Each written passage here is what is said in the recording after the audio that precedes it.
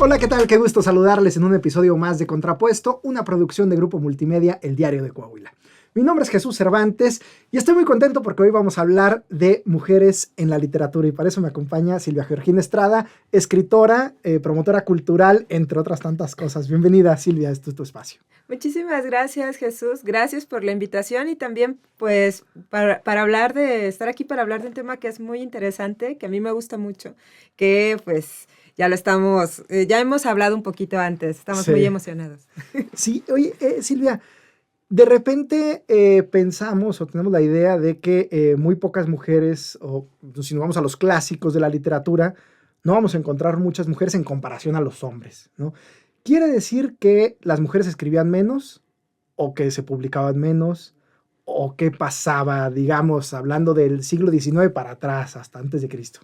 Bueno, creo que has tocado cosas que son muy importantes, que son, pues, en este sentido, las dos cosas, ¿no? O sea, las mujeres escribían menos porque tenían menos acceso, digamos, a las herramientas de la escritura y también publicaban menos porque justo también se consideraba que su papel no era tan relevante como el de sus contemporáneos hombres.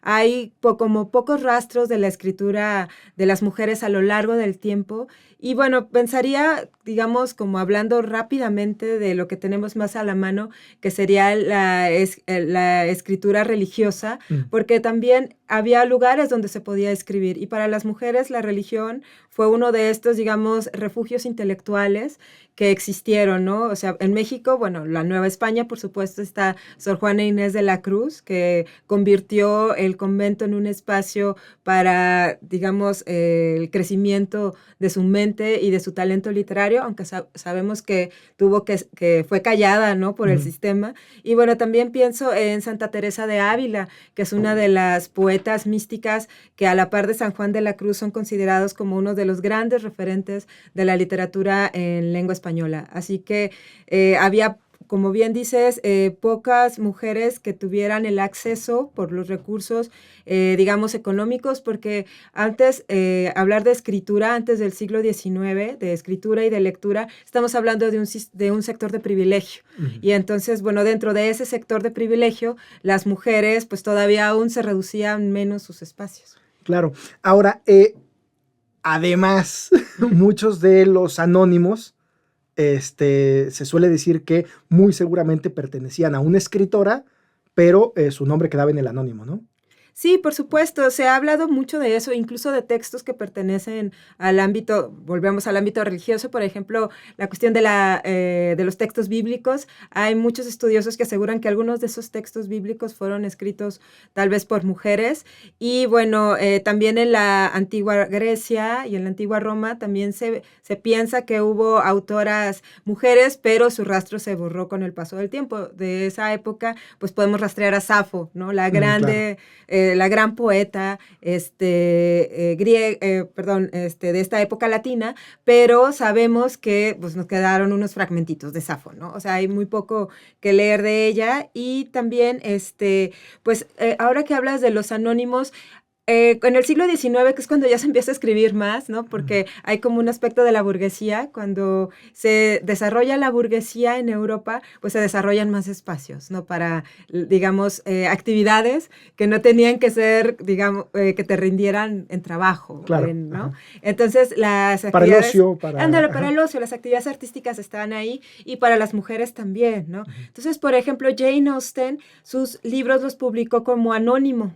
O sea, nunca se mencionó, ella no vio en vida publicado su nombre en No ninguna de sus sabía. novelas. O sea, venía que por una escritora, ¿no? Por una mujer escritora, una dama escritora, y luego cuando seguía la siguiente novela era por la dama que hizo Orgullo y prejuicio Orgullo y por la Prejuicio, por dama. Ah, ejemplo, ya, mira. exactamente. Y eso también era como una manera de protegerse, ¿no? O sea, porque hay como varias razones de por qué una mujer escribía en anónimo o escribía con seudónimo. Una de ellas es para, por supuesto, poder competir con los hombres, como para tener un respeto y un prestigio. Porque si publicas como una mujer, entonces pues tu prestigio, o sea, no está al mismo nivel. Entonces las mujeres escritoras preferían publicar con seudónimo, la mayor parte de las Como para veces. ser juzgadas de manera equitativa o a la par, Exactamente, ¿no? literariamente hablando. Esa es Claro, una razón. La siguiente razón es una razón de protección de la intimidad, porque estaba mal visto que la mujer estuviera en un ámbito público. Ya. O sea, las mujeres pertenecían a la casa, no pertenecían a la calle. Entonces hay también como una idea de que, digamos, esta burguesía de mujeres, pues también había que protegerse. O sea, muchas de estas mujeres escritoras eran o de clases sociales, digamos, altas, o pertenecían a familias educadas. ¿Cuáles eran estas familias educadas? Generalmente las familias religiosas. En Inglaterra, que tenemos el gran caso de las mujeres escritoras del siglo XIX, estas eran hijas del diácono, del párroco, Okay. ¿no? Del sacerdote, porque recordemos que en Inglaterra es como esta iglesia anglicana que los sacerdotes podían casarse y tener familia. Entonces ahí se relacionaban y pues no estaba bien visto que la hija del párroco pues estuviera ahí escribiendo historias, ¿no? Y luego algunas que fueron historias que sacudieron la literatura de su tiempo, como las hermanas Bronte, ¿no? Charlotte, Emily y Anne Bronte. Ellas tres escribieron con seudónimos masculinos. Y de hecho, Emily Bronte, que escribió Cumbres Borrascosas, cuando salió Cumbres Borrascosas se dijo que era una obra como demasiado pasional, demasiado intensa, incluso perversa. Entonces, que esos adjetivos fueran para la obra de la hija de un hombre religioso, pues no iban a caer bien en el ambiente. Entonces, también era un poco para esto. Y bueno, Charlotte Bronte, ella escribió Jane Eyre, entre muchas más obras, porque ella fue la más prolífica de las hermanas. Y bueno, Charlotte escribió, le mandó a un poeta muy importante de Inglaterra, de su época, una carta diciéndole que admiraba su obra, y también le mandó un poema que ella escribió. Y este poeta le contestó bueno, escribe usted muy bien versos, pero bueno, usted no puede dedicarse a la escritura porque es una mujer.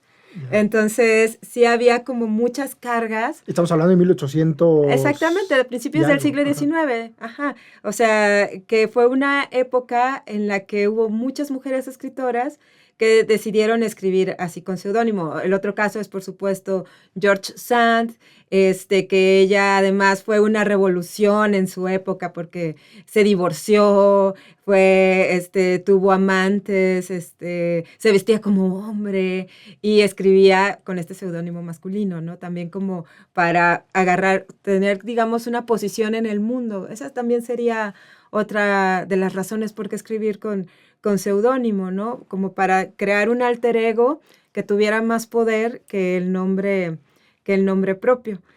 ¿Cuándo más o menos empiezan ya las autoras a publicar y de alguna forma no hay como este juicio o prejuicio hacia ellas? No sé si lo hemos conseguido o no, pero por lo menos, ¿cuándo empiezan ya las autoras a publicar con su nombre y sin mucho problema? Bueno, yo creo que uno de los casos de éxito, o sea, en Inglaterra, en Reino Unido, pienso en Elizabeth Gaskell, que es una autora que ahora no se lee mucho, pero fue como la bestseller de su época, fue súper leída, fue amiga de Charlotte Bronte. De hecho, Elizabeth Gaskell hace una biografía súper bonita de Charlotte Bronte cuando Charlotte muere. Y además, ella, digamos que la leían y la como publicitaban. O sea, ella sí usaba su nombre, pero era una mujer de clase acomodada, que tenía su vida, digamos, resuelta. Ella no tenía ningún problema para, pues no tenía que pensar en la comida, ni tenía que pensar en cuidar a los hijos, porque tenía sirvientes y una familia que le permitían llevar adelante la escritura.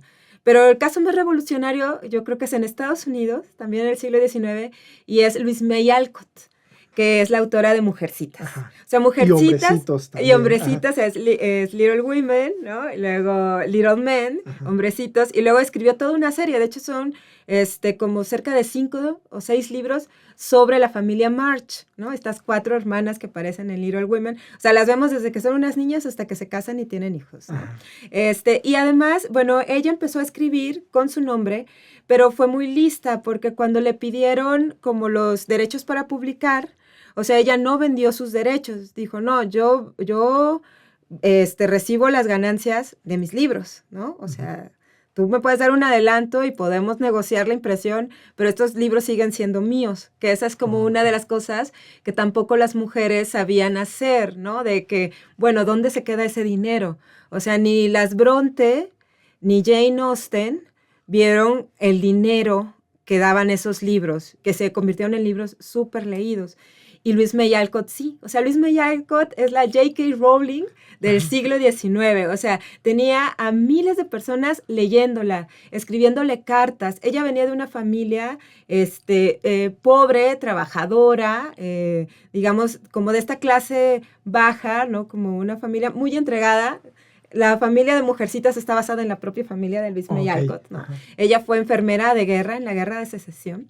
Y ella, digamos que sí vio su fortuna crecer y que pudo viajar con el dinero de estas ventas, ¿no? O sea, ella es como la primera escritora que se hizo escritora famosa, que la gente la invitaba, había presentaciones y había un montón de personas queriendo conocerla, queriendo ver sus libros. Entonces yo creo que este es como uno de los pocos casos de éxito, como de mujeres que pueden capitalizar su talento, porque hay que pensar también que el dinero de las mujeres generalmente era para los matrimonios.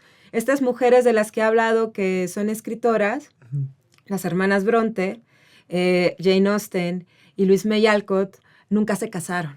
Okay. Y ese también es un punto interesante para hablar sobre por qué podían escribir estas mujeres, porque no tenían encima como el peso que puede dar un matrimonio, porque tienes que ocuparte de muchas cosas.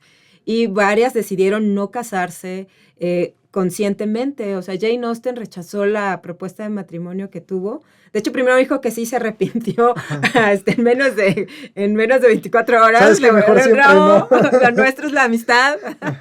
Y igual, Louise May Alcott tampoco nunca se casó. Charlotte Bronte sí llegó a casarse ya digamos, adulta para las edades del siglo XIX, pero murió en el primer año de matrimonio. Okay. Entonces, digamos que la mayoría de estas obras se desarrollaron en mujeres solteras. Porque de otra manera, como bien comentas, era muy difícil porque si al día de hoy se sigue batallando con los roles de género y qué le toca a cada quien y negociar las cosas, y no es que te toque y no es que te ayude, y esto, en el siglo XIX, mucho más, ¿no? O sea, te casabas y lo que tocaba como hombre eran tales actividades y lo que tocaba como mujer eran tales otras que tenían que ver más bien con la casa, el cuidado de los hijos, la crianza y demás, ¿no? Sí, y además también había un gran problema que después lo toma Virginia Woolf, que lo retoma y habla de él, que es que en el principio del siglo XIX, en lugares como Reino Unido, que es donde se da este gran boom de escritoras en Europa, las mujeres no podían heredar. O sea, no podían heredar la hacienda, los terrenos, las casas. O sea, el dinero se pasaba entre hombres. Entonces, bueno, eso también era súper difícil para las mujeres poder subsistir. La propia Jane Austen vivió en condiciones de pobreza, ella y su madre y su hermana, porque el dinero de la familia o las propiedades de la familia se pasaron a los varones. Entonces, también estabas como un poco a expensas de que te fueran a ayudar. Por eso también se casaban las mujeres. Claro. Porque si no, ¿de qué otra manera podías hacerte, digamos, de un espacio de seguridad? ¿Y qué trabajos podrías ejercer, además, ¿no? Como una mujer, porque estaba mal visto que una mujer de sociedad, digamos, de clase burguesa, trabajara. O sea, lo que podías hacer era o casarte o ser institutriz, que es lo que fueron las hermanas Bronte. O sea, Anne Bronte fue institutriz y Charlotte fue a una escuela a aprender cómo ser institutriz para pensar, bueno, ¿qué voy a hacer cuando muera mi padre y yo no tenga ningún recurso? Entonces esa era la forma de subsistir. O sea, era muy precaria la manera en que las mujeres podían, digamos, hacerse de una vida. Entonces, más allá de la escritura todavía estaba, bueno, ¿dónde voy a dormir? Claro. O sea, era como unos temas como muy importantes en la época. Estamos hablando del siglo XIX, o sea, me estoy imaginando para atrás, todavía peor, o sea, se recrudece estas condiciones y por eso pues es muy loable que haya autoras que escriban de la manera en que lo hacían. El premio Nobel, la inmensa mayoría de los Nobel son hombres. Y son hombres también quienes dan el premio, sobre todo, históricamente por lo menos. Esto tiene que ver con lo mismo, con la misma situación de solo reconocerse entre hombres con invisibilizar a las mujeres? ¿O qué mujeres, que, dicho de otra manera, crees tú que merecían el Nobel y no lo fueron, quizá solo por el simple hecho de ser mujeres? Bueno, esa es digamos, una discusión larga de la historia de los premios Nobel, que efectivamente hay muy pocas mujeres reconocidas y la mayoría pertenecen digamos, a los años recientes. Y también hay como una idea de lo que debe ser la mujer, ¿no? Que se ha forjado a lo largo de la historia de la sociedad. Por ejemplo, pienso en el caso de una escritora que fue súper interesante y que seguramente nunca lo hubieran pensado para un premio Nobel, aunque su obra es maravillosa, que es Colette. O sea, es una escritora que nació justo en el siglo XIX, ¿no? Como para empezar a ver estos cambios, ¿o no? Y ella, su obra más importante, bueno, hizo muchísimas cosas. En realidad es una escritora prodigiosa y además hizo teatro, o sea, se divorció, salió a la luz. O sea, es que es esas como conductas que no pueden tener las mujeres, que también son reprobadas socialmente. Y como estas conductas son reprobadas socialmente, pues no pueden legitimarte dándote premios, ¿no? Ya. Pero, por ejemplo, Colette, ella empezó escribiendo una serie de obras, que es la serie de Claudine.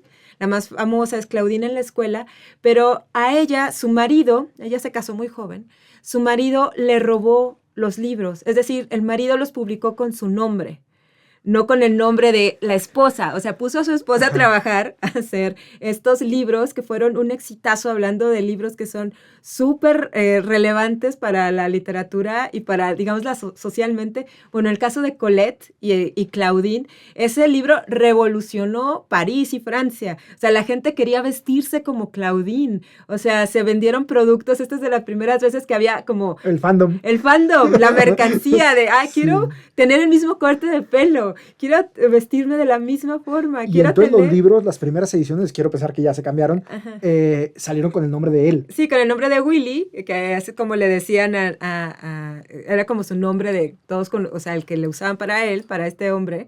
Y todas salieron así durante años. De hecho, cuando se divorcian, ella va a los tribunales a apelar la decisión. Se tardan décadas en lograr que los libros de Colette regresen a su autora original, ¿no? Y bueno, además, Willy vendió los derechos, o sea, los vendió a unos editores para que esos editores o sea, el dinero que se seguía produciendo, pues se lo quedaban esos editores. Mira. Porque nunca, o sea, bueno, Willy era una de este tipo de hombres que tenían muchas amantes, que mantenían varias casas, digamos, que jugaban y apostaban, o sea, de este tipo de un patán, pues. Exactamente. O sea.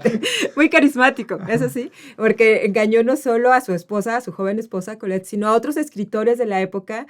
Fueron también como, digamos, sus sin saberlo, y él publicaba libros que otros escribían, haciéndolos pasar por propios, ¿no? Entonces, bueno, pienso que Colette, después, que fue una mujer como puertas abiertas, que no dudó en hacer pública su bisexualidad, que luego se casó con un hombre muchísimo más joven que ella. O sea, cuando querían darle alguna distinción, salía a la luz como todo su oscuro pasado, ¿no? O sea, de que no, ¿cómo le vamos a dar una distinción literaria a una mujer que salió semidesnuda en una obra del Moulin Rouge, ¿no? Por ejemplo. Entonces, pienso que también estas concepciones sociales han hecho que los premios sean escasos y los reconocimientos literarios, ¿no? Digo, aunque Colette fue la primera mujer que recibió un funeral de Estado cuando murió, ¿no? En Francia. O sea, digamos que sí le hizo justicia la revolución, pero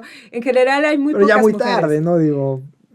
Sí, bueno, creo que ella disfrutó su vida, eso sí, pero hay mujeres que siguen pasando bajo el radar, ¿no? Que pasan inadvertidas. Y además luego se dice que el premio, por ejemplo, el premio Nobel es como una cosa condescendiente.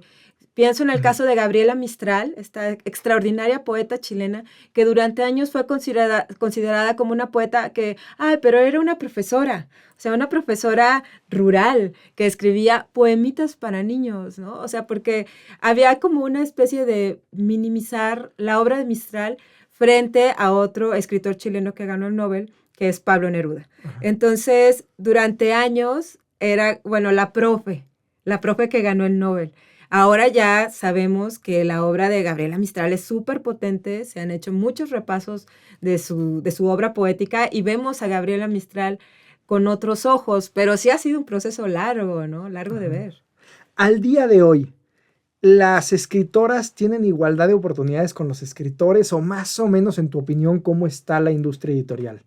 Bueno, a mí se me hace que este es un tema muy interesante, ¿no? Porque sí es verdad que hubo como una invisibilización del trabajo de las mujeres por mucho tiempo, ¿no? Y que se publicaban poco a las mujeres. Yo sí creo que eso es verdad y que además también en los anaqueles de las librerías o de las bibliotecas, pues lo que más predomina son los hombres. Yo en la pandemia hice un ejercicio en mi casa de que estábamos ordenando la biblioteca. Nos acabamos de casar Julián y yo, que Julián pues es escritor, y entonces estábamos ordenando la biblioteca y le pregunté, oye, ¿cuántas escritoras serán? Y en esa curiosidad empecé a separar los libros que pertenecían a mujeres, ¿no? O sea, de los libros que pertenecían a los escritores hombres. Y cuando acabé de separarlos, solo había, digamos, 2 libreros de escritoras mujeres frente a 10 libreros de escritores hombres.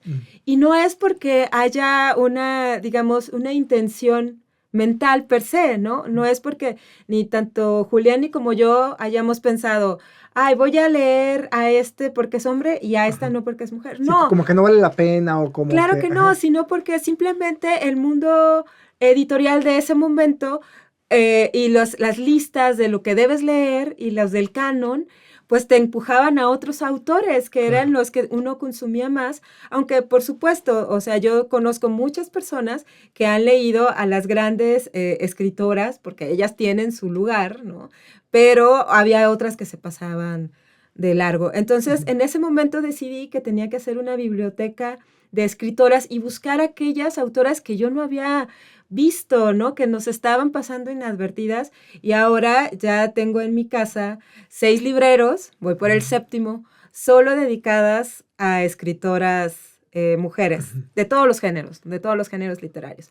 Entonces, sí creo que había como digamos, una industria en un sistema que privilegiaba cierta clase de libros.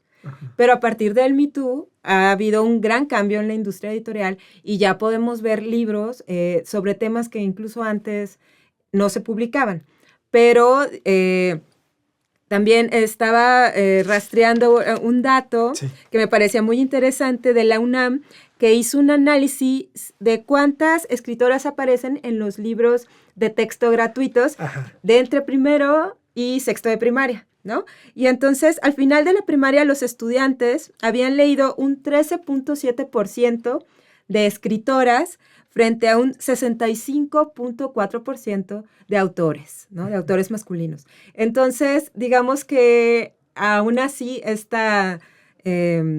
digamos que no hay una paridad, ¿no? O sea... No, y está bastante disparejo. Bueno, y ese otro 20% se refiere a textos de leyendas o cosas que finalmente son anónimos, ¿no? Sí, claro, y además también hay un caso también muy interesante de una autora estadounidense que se llama Catherine Nichols, que hizo un experimento, ¿no? Que hizo el experimento de decir, voy a mandar este manuscrito, una escritora que ya ha publicado antes, ¿no? Voy a mandar este manuscrito con un seudónimo de hombre, como si fuera un escritor, a los agentes literarios. Entonces, se lo mandó a 50 agentes literarios y 17 le dieron una respuesta positiva de, sí, podemos colocar tu texto. Les mandó el mismo texto con nombre de mujer a otros 50 y solo tuvo 2 respuestas positivas. Entonces, digamos que ahí hay una cosa que siento que no se puede negar, ¿no? Pero que después del Me Too hemos visto que hay de verdad una preocupación real por buscar a estas voces de mujeres, tanto las que están escribiendo actualmente como las de las Rescatar. que perdimos rastros, ¿no? Y pienso que en México, en Latinoamérica en general, o sea, porque hay bibliotecas de escritoras colombianas, o sea, hay Liliana Colanzi en Bolivia está haciendo también un rastreo de estas escritoras, Pilar Quintana en Colombia. En México yo destacaría el caso de Vindictas, que es una colección de la UNAM, que de hecho aquí traje un librito. Esta es de cuentistas latinoamericanas. Okay. O sea, es de mujeres escritoras de Latinoamérica, de diferentes épocas, ¿no? Y entonces ese esfuerzo, este es solo de cuentistas, o sea, un cuento por escritora, pero luego lo extendieron, ¿no? O sea, empezaron a buscar a otras autoras de toda Latinoamérica para formar parte de la colección y han traído a la luz de nuevo unas maravillas de libros que de pronto se nos habían pasado, ya no se reeditaban o tuvieron una mala recepción. De hecho, hay una historia muy interesante sobre este libro que se llama Minotauromaquia,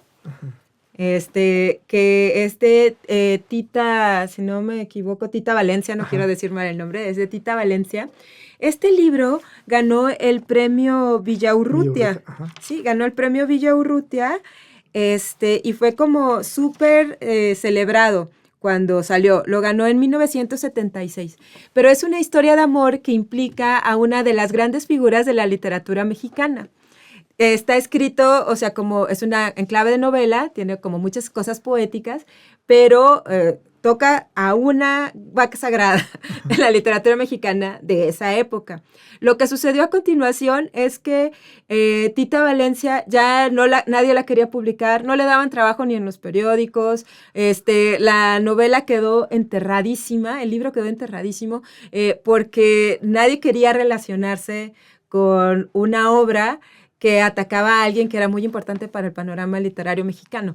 Entonces, bueno, gracias a Vindictas ahora podemos recuperar este libro, pero sí hay un sistema, que acá haya obras que son incómodas, ¿no? Que no gustan. De hecho, hay como unas, que por aquí los escribí porque me parecía que era como muy relevante, que cuando se publicó el libro recibió adjetivos como desvergonzado, exhibicionista, ¿no?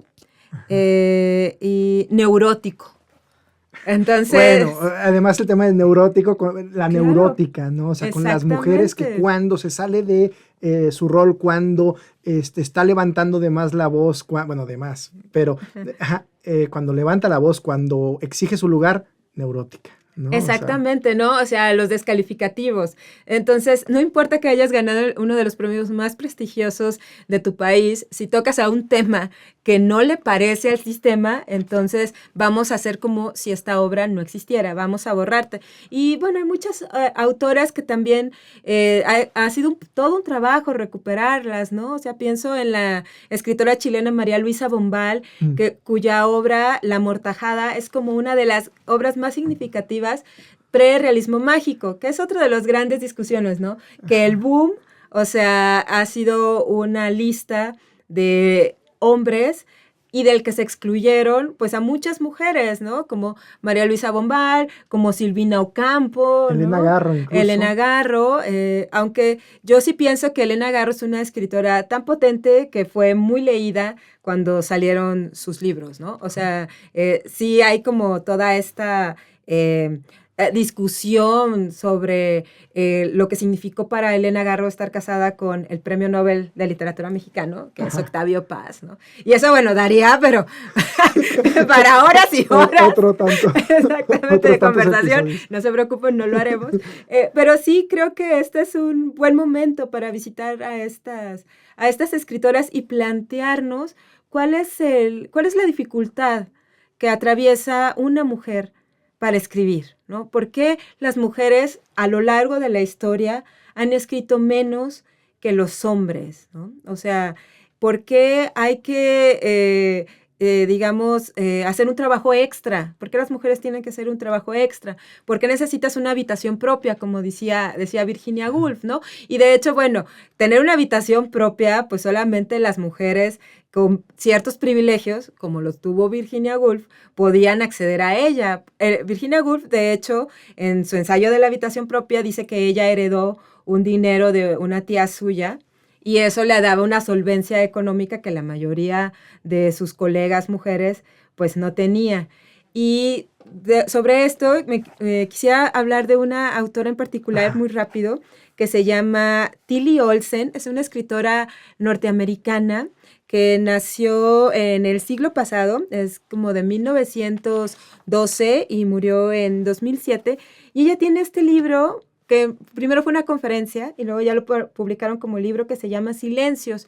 Y ahí ella se pregunta, bueno, ¿por qué las mujeres no escribimos tanto?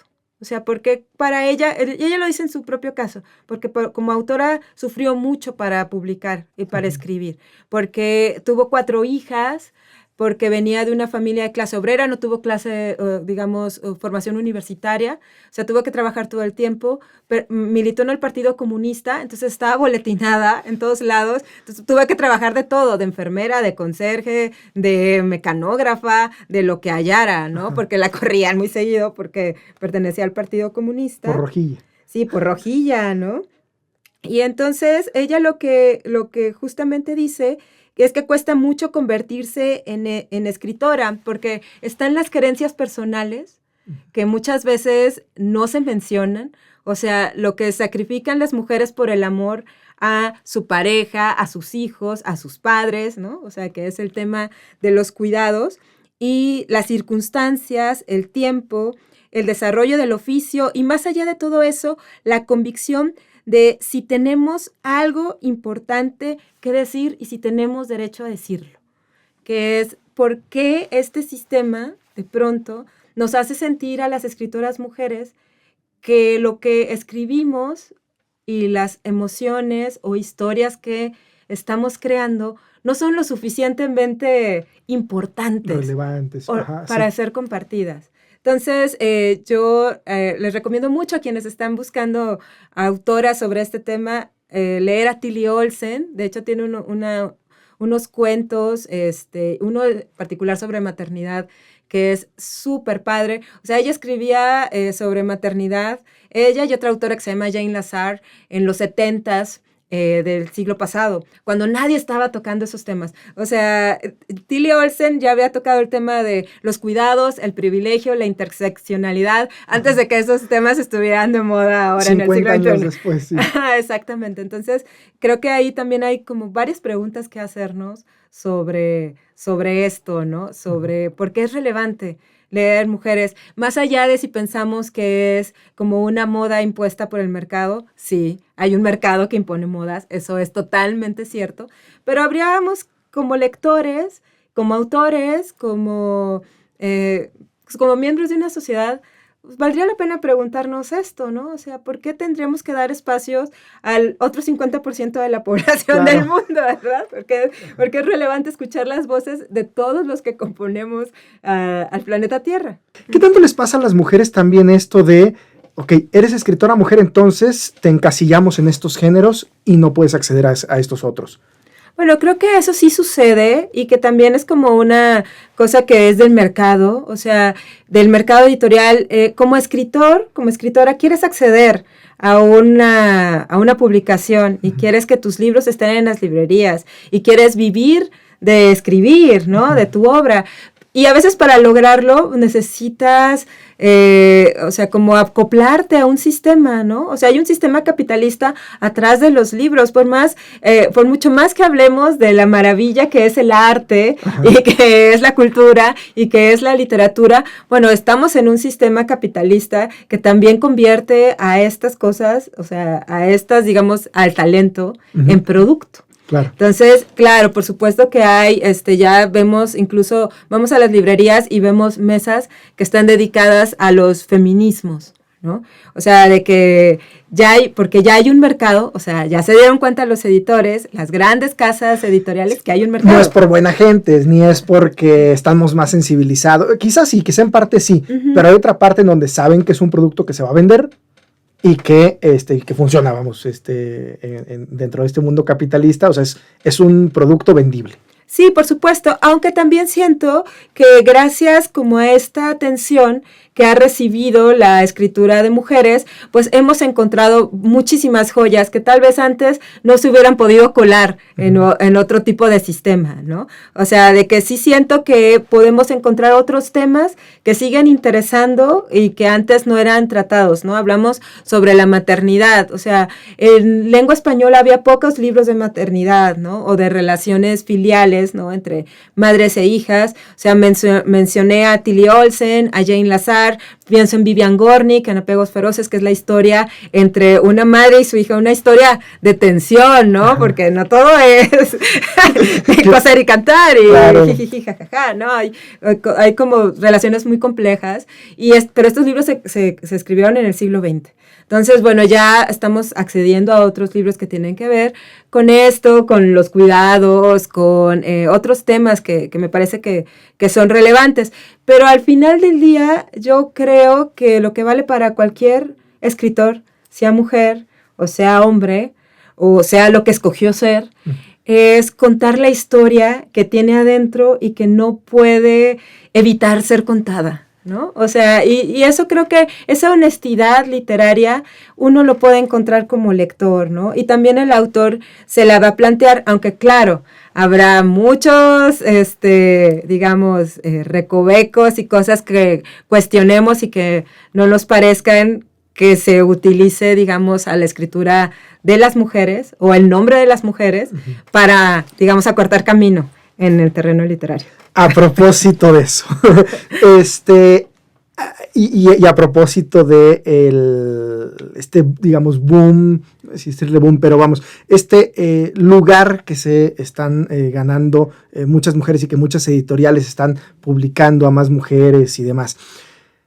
El fenómeno particularmente de Carmen Mola, de 3 escritores españoles que escriben bajo el seudónimo de Carmen Mola, una mujer por el nombre, y que acapara espacios en librerías incluso dedicadas solo a autoras, hasta antes que se supiera que eran 3 hombres, y que luego vino una indignación por parte de diversos grupos de mujeres en donde, pues sí, esto, ¿no? Les indignaba que 3 hombres utilizaran el seudónimo de una mujer para, en este caso se presumía, ser publicados, estar en la agenda de género, entre otras cosas, ¿no? ¿Tu opinión particular de Carmen Mola cuál sería? Bueno, a mí me parece como que habría que escuchar también el planteamiento de estos 3 autores, ¿no? Porque son 3 autores que deciden unir fuerzas y se dan cuenta de que hay un nicho de mercado que ellos pueden atacar y dicen, bueno, vamos a inventar un seudónimo de mujer porque como autores individuales no hemos tenido suerte y vamos a ver si así pues logramos pues, posicionarnos y efectivamente lo hicieron, ¿no? Y vaya que lo hicieron. Se ganaron un premio de renombre internacional, ¿no? Se ganaron el premio Planeta, sus libros tuvieron ventas por millones. Que gracias, ¿no?, al premio Planeta es que la gente se da cuenta que porque tenían que ir a recogerlo, ni modo que exactamente, ¿no? Sí, y había como que hacer las entrevistas a la autora, en este caso, bueno, sorpresa, no es una autora, son 3 hombres, y bueno, también hay un caso que es muy, me parece curioso, que es de los escritores, o sea, hombres, que luego mandan sus libros a los concursos con seudónimo de mujer o contando historias de mujeres en primera persona, también un poco como para pensar, bueno, si aquí el mercado o lo que está pasando ahorita de que hay una tendencia a publicar mujeres, pues entonces disfracemos lo más posible nuestra identidad para poder acceder a estos espacios. O sea, creo que, esto puede provocar indignación, pero siento que estos casos en realidad pasan en todos lados, ¿no? Ya lo vimos en la música pop, cuando si el cantante no era bonito, pues entonces ponías a un cantante falso que era guapo y ponías la voz en off, ¿no? Ajá. O que te parecía que a Milli Vanilli se ven estos dos mejor frente a pantalla, pero bueno, no pueden entonar nada, les ponemos una voz atrás. Entonces, digamos que estas suplantaciones, yo creo que las hemos visto en muchos lados, pero bueno, la literatura es un campo que me parece que como es más cerrado, hay menos cosas que repartir, hay menos dinero, entonces nos puede... El pastel es más chico, El pastel es más chico, siento que nos provoca muchísima más indignación, ¿no? Pero al final creo que hay que poner digamos, la luz en lo que es importante. Ok, hay unos escritores que decidieron hacer una ficción, o sea, crear un personaje ficticio, una autora ficticia, para vender libros y contar las historias que querían. Bueno, yo no veo que eso no sea válido, porque la literatura, cuando hablamos de ficción, pues es el arte de la suplantación y la fantasía, ¿no? O sea, de eso se trata. Es parte del ejercicio. Exactamente. Para ti sería válido, digamos. Sí, yo considero que sea válido. No solo este caso, cualquier otro. Bueno, ya hay que poner el ojo en cada caso, ¿verdad? Porque, ¿no? Bueno, uno dice algo en falso y ya cancelado, ¿no? Porque vivimos en esta época de que hay que tener mucho cuidado con lo que tienes razón. Pero, este caso particular. Pero pienso que sí, ¿no? O sea, de que hay como herramientas de las que uno se hace y decide. Porque al final los lectores nos enteramos de que eran 3 hombres escribiendo con un seudónimo de mujer.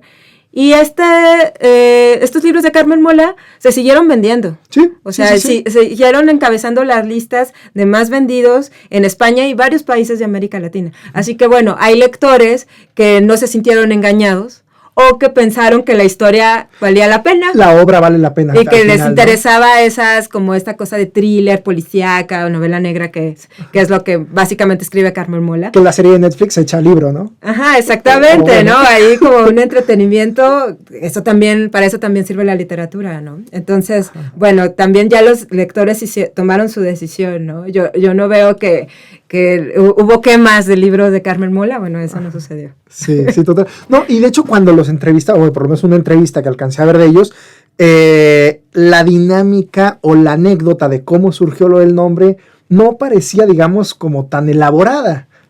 Veto a saber si realmente fue así o no fue así, pero parece más como o por lo menos como lo narran, como una cosa casi como de suerte, ¿no? Casi de azar, de que no fue el nombre de un hombre, fue el nombre de una mujer, pero pudo haber sido al revés y ya está, bueno, en fin.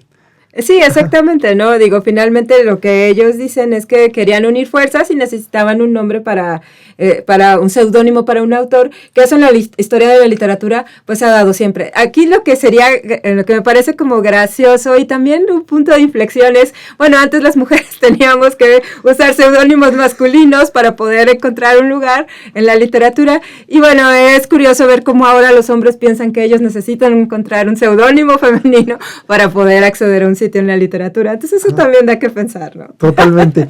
¿Algún mensaje final que te gustaría dejar a propósito de los libros que trajiste aquí a la mesa, a propósito de las mujeres en la literatura?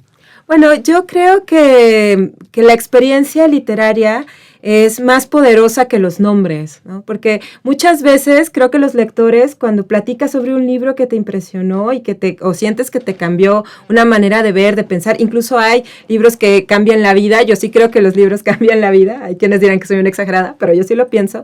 Muchas veces hablamos de la historia que nos conmovió y hay lectores que ni siquiera se acuerdan del nombre del autor. Entonces ahí está el poder en realidad de las palabras, ¿no? Y de las historias y de los poemas, en cómo nos conmueven más allá de quién está atrás de esas palabras, porque la literatura está hecha para ser apropiada. O sea, este libro que escribió Tilly Olsen ya no solo es de Tilly Olsen, es mío, porque me refleja, porque dice cosas que yo siento que son propias y que yo también he experimentado y que he vivido. Y creo que eso es lo que a veces le hace falta a algunos lectores que piensan que hay literatura femenina o para las besas de las mujeres, que las mujeres leen esos libros. Por ejemplo, Jane Austen. O sea, Jane Austen es una autora que de pronto es relegada porque dicen, ay, no, es literatura romántica para mujeres. Qué cosa tan lejos de la realidad, ¿no? Porque es una autora que refleja la sociedad de su tiempo con personajes muy complejos y por un prejuicio te estás perdiendo de unas de las historias más divertidas y maravillosas de todos los tiempos, porque Jane Austen además tiene un sentido del humor, una ironía tan finísima que te botas de la risa. Y creo que eso sería como la idea que me queda de todo esto, ¿no? De que si nos empecinamos en clasificar las obras literarias porque fueron escritas por mujeres y entonces es una historia que no me toca, pues creo que nos estamos perdiendo de un montón de posibilidades, de la imaginación, de la emoción, de la sensibilidad, ¿no? O sea, de cosas que también pueden hablar de nuestras familias. Entonces yo les diría a los lectores que de pronto son reacios a explorar, pues que este es el momento, ¿no? Hay mucho de dónde escoger. Pues muchas gracias, Silvia Georgina Estrada, por estar aquí con nosotros. Muchas gracias, Jesús. Gracias por la invitación. La disfruté mucho este momento. Y yo también, nosotros también, y pues a leer se ha dicho, y les agradecemos mucho por acompañarnos en este episodio dedicado a las escritoras en este mes de marzo, que lo podemos haber hecho en cualquier otro momento, pero dijimos, bueno, el marco del mes quizá puede ser interesante. Mi nombre es Jesús Cervantes, Doralí Castillo en la producción. Les invitamos a que le den manita arriba, que activen la campanita, nos sigan en nuestras redes sociales de Grupo Multimedia, El Diario de Coahuila. Esto fue Contrapuesto y les deseamos una excelente jornada.